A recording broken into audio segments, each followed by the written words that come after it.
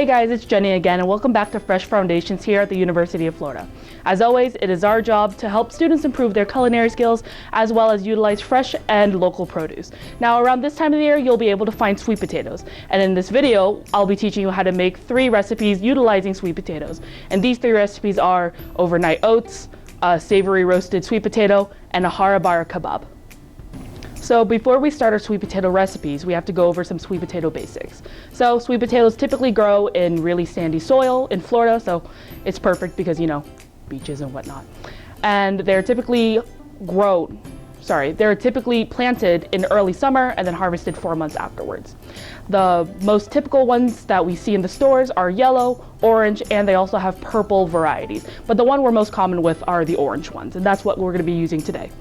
So when you're selecting sweet potatoes, you're going to look for, again, firmness, no mushiness, no mushy spots. We don't want that. And we're also looking for really a tight skin on it. We don't want any wrinkly skins on it.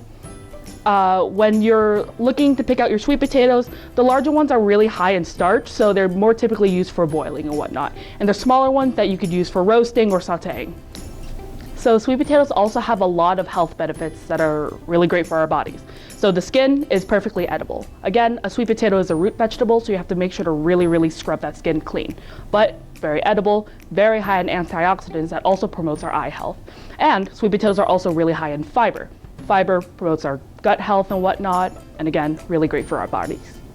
So for our first recipe, we're going to be doing a sweet potato overnight oats, and the ingredients you will need is salt, about 1/4 cup of mashed roasted sweet potato, oats, any type of milk or milk substitute, honey, cinnamon, vanilla, and pecans. So the first recipe that we're going to be doing is a sweet potato overnight oats. So the very first thing we have to do is prep our sweet potato. So I have washed it, I have dried it, and now I'm going to go ahead and peel the potato. So now all we have to do is dice our sweet potato into, I want to say, about a medium dice. Be careful cutting sweet potatoes. The thicker ones are kind of harder to get through.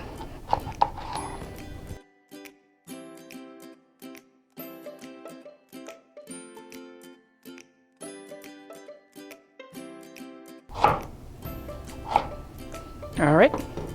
So now that that's cut, we're going to put it in a roasting pan with a little bit of olive oil and salt and roast it at about, I want to say 450 for about 10 minutes. Check on it and then go for another 10 minutes. So we're going to do a total of about 20 minutes and see if it's nice and cooked through. How you test this is sticking a fork through it.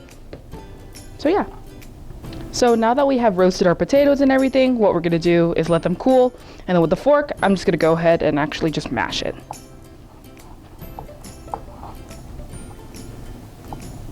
And again, for these overnight oats, you could either roast them or boil them. I like roasting my sweet potatoes for my overnight oats only because I think it gives it a better flavor than just boiling it. But either way, you just want about 1/4 a cup of mashed sweet potato. So after we have mashed our sweet potatoes, we're going to go ahead and get our mixing bowl. To make it really easy, you could honestly do this in a mug, but we couldn't find a mug, so we're going to use our nice mixing bowl today. So after that, we're going to add our mashed sweet potatoes right into the bowl. All right, put that off to the side, and we're going to do about we're going to do 3/4 cups of oats.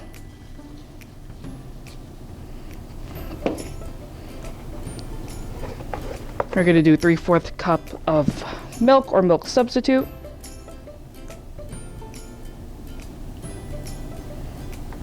About 2 tablespoons of honey.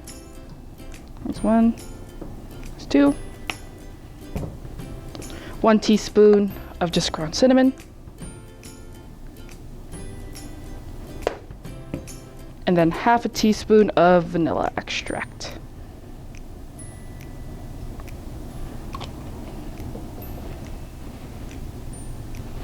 All right, and with that, we're actually just going to go ahead and mix all that together. Make sure everything gets nice and incorporated. And then you're going to put it in the fridge, and literally in the name, overnight oats. So it's going to sit for either overnight, or if you're in a rush, honestly, it could sit for about an hour or 2 hours, and then it'll be ready to eat. And this is our final product. This recipe is really great to prepare beforehand, especially if you have a really busy morning and whatnot. You just do it the night before, wake up, grab it, and go. Especially like a college student like me, I do not have time to make breakfast, so making this ahead of time is a really good step for me to take. So for our second recipe, we're gonna go ahead and do our savory roasted sweet potatoes. So like I said in the last video that we prepped our sweet potato in, we're gonna peel it and we're gonna medium dice it. And with that, we're going to dice our red onion. So for this recipe, you are going to need a sweet potato, a red onion, salt, pepper, ras el hanout, and fresh rosemary, and olive oil. All right, so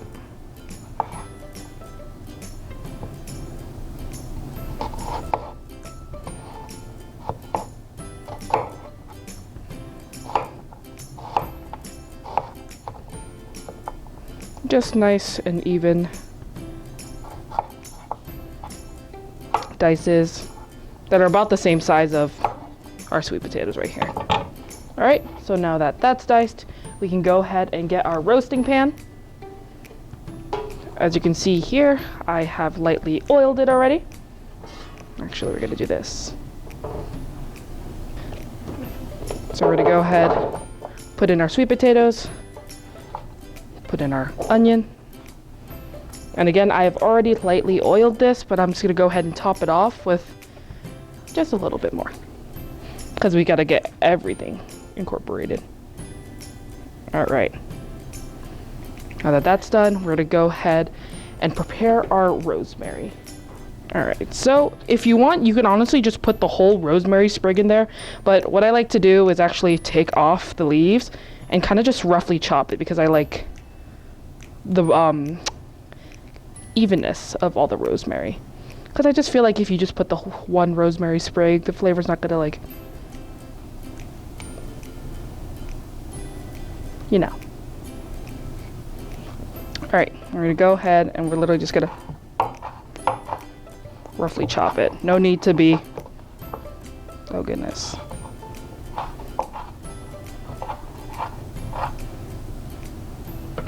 All right, and with that, directly into that pan. And for our seasoning wise, we're just to use salt, pepper, and we're also going to be using a seasoning called ras el hanout, and it gives it a really nice savory smoky flavor. We're going to hit it with our salt, hit it with some black pepper, and then our hanout.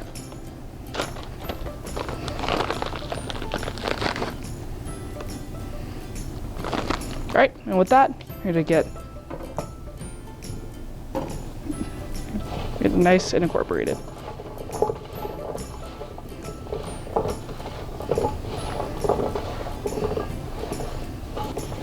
All right, and you're gonna bake this at about 400 degrees Fahrenheit for about 15-20 minutes. Make sure to check on it in between so it doesn't burn, depending on what type of oven you use or how powerful your oven is.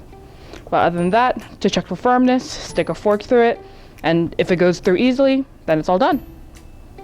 And here is our final product. Now, this is a really great side dish or even a main dish that takes really no time to prepare, and you'd also really impress your families and friends with it. So for our third and final recipe, we're going to be doing a harabara kebab, and the ingredients that you'll be needing is whole wheat flour, breadcrumbs, salt and pepper, olive oil, sweet potato, lemon for lemon juice, garam masala, hatch green chilies, cilantro, spinach, ginger and garlic, and then green peas. So here we have a pot of boiling water. So in order to cook our sweet potatoes for this recipe, we're going to boil them instead of roasting them. So what I'm going to do is add just about a teaspoon of salt in there. And I'm going to wait for this to come to a rolling boil, and I'm going to go ahead and add my sweet potatoes in it. All right, so now that our water is at a rolling boil, we're going to go ahead and carefully add all of our chopped sweet potatoes. So please be careful when you do that and don't do exactly what I just did. Yeah, we're going to do it this way. All right. Well, there we go. So after we have added our sweet potatoes in, we're gonna go ahead and boil them for about 8 to 12 minutes until it's fork tender again. All right, so now that our sweet potatoes are nice and fork tender, we're just gonna go ahead and take them out so they can cool. Please be very careful and add them to our bowl because we're gonna mash it a little bit. All right, so now the next part, what we're gonna do is saute our pea mixture. So we're gonna get a medium saute pan. We're gonna put it at about medium heat. Yes, medium heat. And we're gonna add about 1.5 to 2 tablespoons of oil. Wait for that to reach temperature. And we're gonna go ahead and throw in our minced garlic and minced ginger. All right, now that our pan is nice and up to heat, we're gonna go ahead and add that ginger and garlic.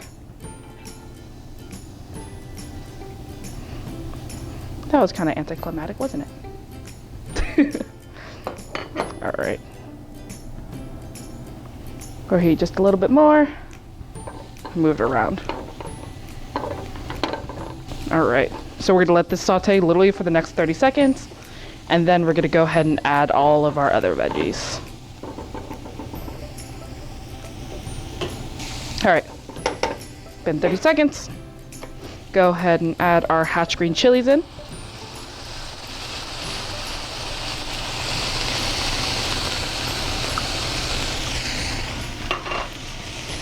Move them around.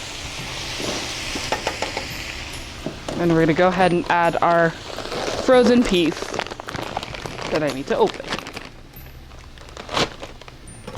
We're gonna add about a cup and a half.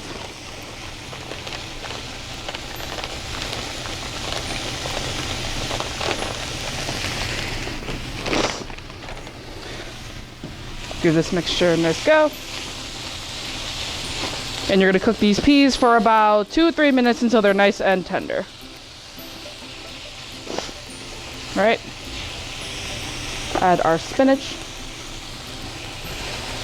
Now you may be thinking, Jenny, that's a lot of spinach. Well, spinach cooks down really a lot. So even though this looks like a lot, it's really gonna reduce down and it's gonna be really, really small. So once we got this in, we're gonna go ahead and add our seasonings. So a little bit of salt, a little bit of black pepper,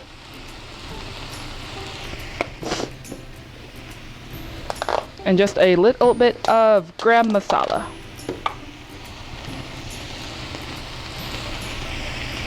Give this a nice good mixture until everything cooks down.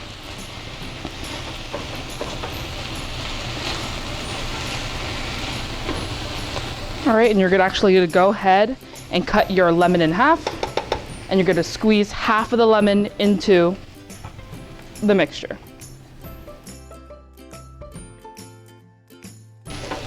Again, let this cook for, I want to say, about another minute or two, and then we should be nice and finished with that. So we have turned off our heat, and we're gonna let this mixture cool. And when it is cool, we're gonna go ahead and mash it along with our boiled sweet potato, and I'm gonna show you guys what that mixture looks like in a little bit. All right, so now both of our mixtures have cooled. We're gonna go ahead and mash them. So I'm just gonna use a standard masher for potatoes.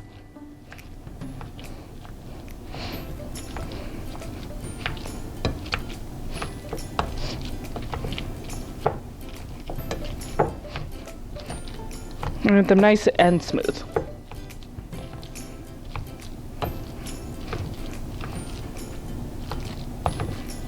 All right, so now that is mashed.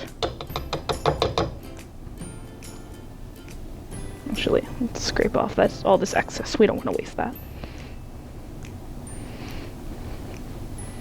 All right, so now that's done. We're gonna go ahead and add that pea mixture that we have cooled right into there.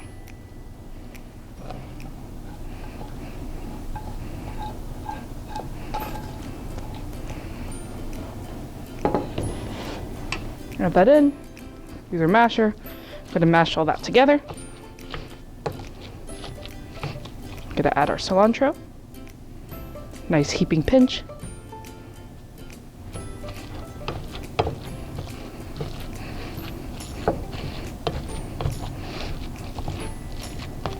Really mix that all together. All right. And now, Since we're going to basically form these into patties, we want it to be a more drier consistency.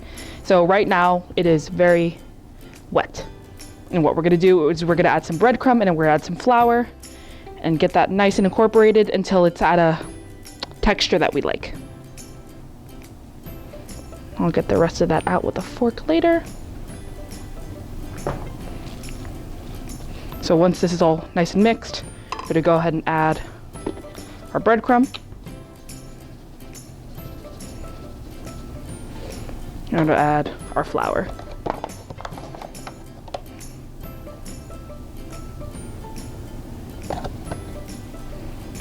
And give that a nice mix. And again, this part is actually up to you guys as well. If you want it more crumbly, then you're gonna add a lot more breadcrumb and whatnot. If you want it nice and smooth, you just add to your discretion. Get that really nice and incorporated. So for me, what I'm seeing is our mixture is still a little bit wet. So I'm gonna go ahead and actually add a little bit more breadcrumb, because I want it to be one like nice cohesive texture.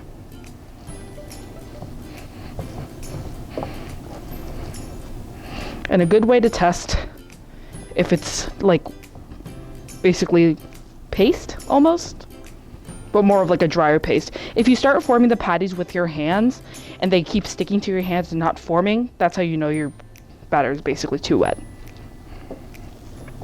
Not your batter, your mixture. All right, so I'm actually gonna go ahead and try this right now. I'm gonna grab some gloves and be right back.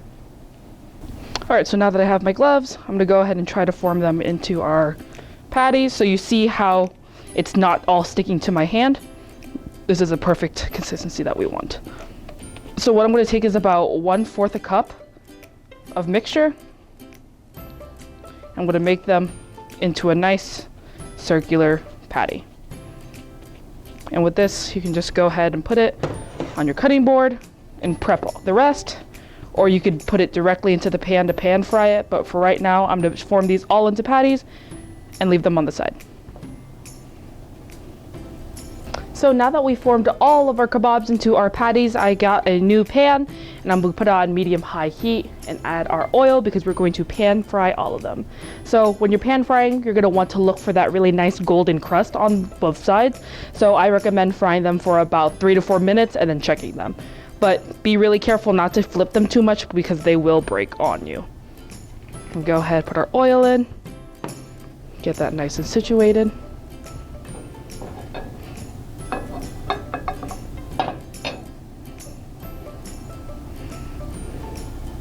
So now that our oil has reached our temperature, we're just going to go ahead and carefully add our kebabs right into the pan.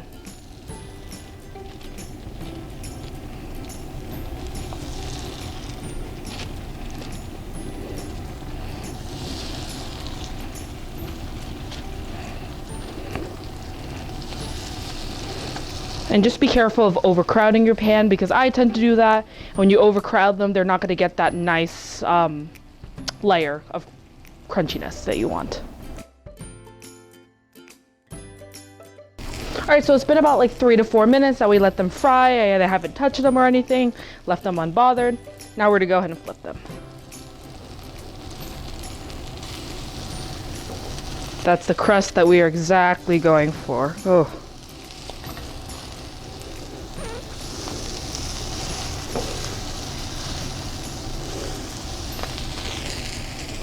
And again, another 2-3 minutes on this. Take it, put it off the heat. All right, so now that these have cooked for 2 to 3 minutes, sorry, get that nice crunch on the bottom. We're just gonna go ahead and take it off the heat and let them cool. And with this, I'm just gonna go ahead and fry the other ones. Yep, and that's it. All right, guys, and that's all for today's video. Here are all of our final products: our harabar kebab, our overnight oats, and our savory roasted sweet potato. I hope you guys enjoyed this video and make sure to keep an eye out for our next ones. But until then, stay fresh, Gators.